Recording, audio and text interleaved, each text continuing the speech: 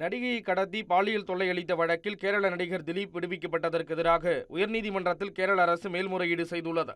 தென்னிந்திய திரையுலகில் முன்னணி நடிகையாக இருந்தவரை 2017ஆம் ஆண்டு கடத்தி பாலியல் தொல்லை கொடுக்கப்பட்ட சம்பவம் நாட்டையே உலுக்கியது. இந்த வழக்கில் கடந்த ஆண்டு டிசம்பர் 8ஆம் தேதி எர்ணாகுளம் நீதிமன்றம் தீர்ப்பளித்தது. இதில் குற்றம் சாட்டப்பட்ட நடிகர் திலீப் உட்பட 3 பேரை விடுவித்த நீதிமன்றம் 6 பேரை குற்றவாளிகள் என தீர்ப்பளித்தது.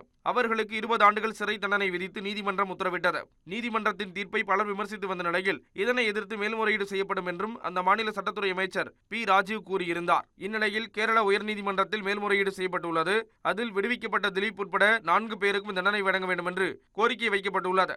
மேலும் தண்டனை விதிக்கப்பட்ட 6 பேரின் தண்டனையை மேலும் கடுமையாக்க வேண்டும் என்றும் குறிப்பிடப்பட்டுள்ளது. இவர்கள் ஏற்கனவே தங்களின் தண்டனையை எதிர்த்து மேல்முறையீடு செய்துள்ளது குறிப்பிடத்தக்கது.